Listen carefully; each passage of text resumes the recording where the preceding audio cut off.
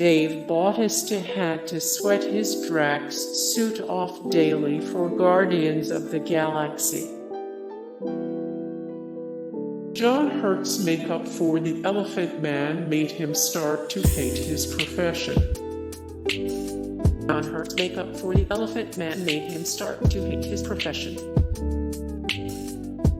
Jim Carrey needed a CIA torture expert to survive the Grinch makeup.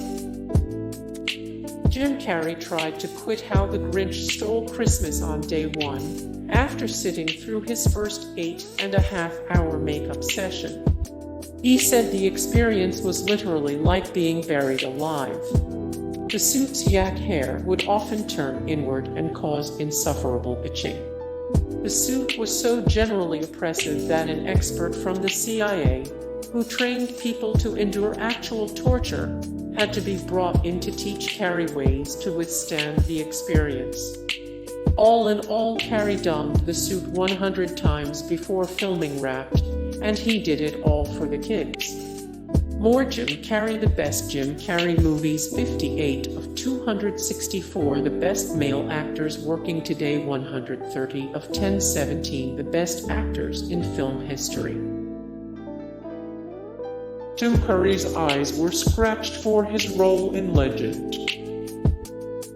Tim Curry had to sit through 5 hours of makeup prep every day before filming Legend. While the whole suit required to play the Lord of Darkness was quite extensive, including 3-foot-long horns that strained his neck, the worst part about the experience was the tiniest detail.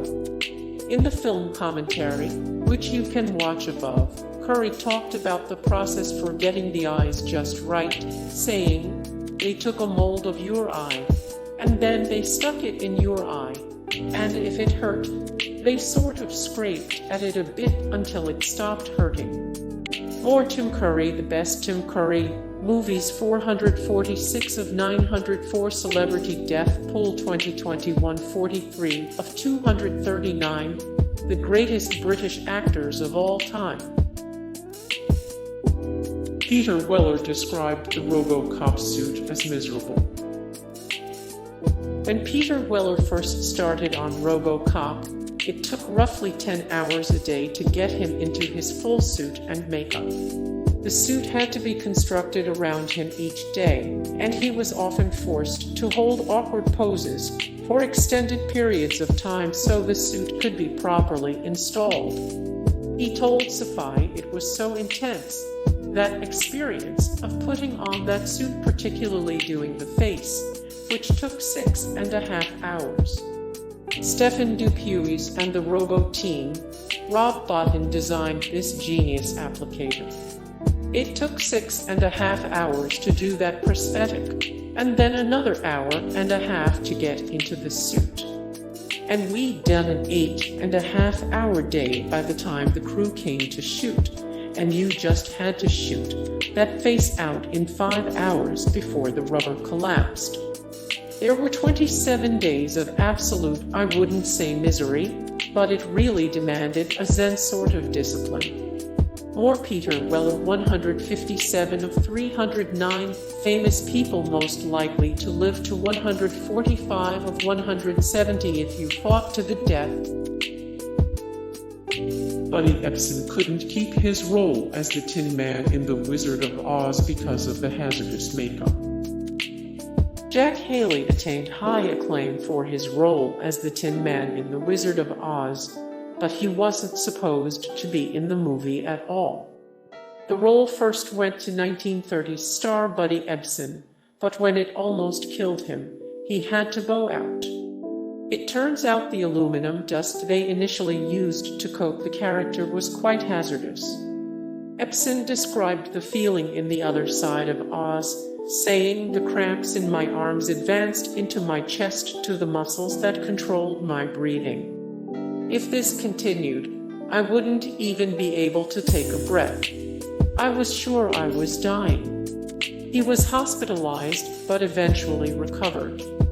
He was replaced, however, and the production fortunately found an alternative, safer substance for Jack Haley. More buddy Ebsen 654 of 1883, the greatest actors and actresses in entertainment history, 2 of 15 actors whose costumes and makeup nearly killed them on set, 195 of 432 famous tall men over 6'12". John Rhys-Davies had one long allergic reaction throughout the entire Lord of the Rings trilogy. John Rhys-Davies had to sit through 4 or 5 hours of makeup and prosthetic work each day to inhabit the role of the dwarf Gimli. Unfortunately, it was pure misery, as he was allergic to the prosthetic, and it eventually got so bad that he had to take every 3rd day off. So when Sci-Fi asked him if he'd consider reprising his role for the Hobbit franchise, he said, "I've already been asked, and to be honest with you, I wouldn't. I have already completely ruled it out. There's a sentimental part of me that would love to be involved again. Really, I am not sure my face can take that sort of punishment anymore." However, Rhys-Davies and his makeup team did manage to make the best of the situation by pranking director Peter Jackson, as seen in the above video.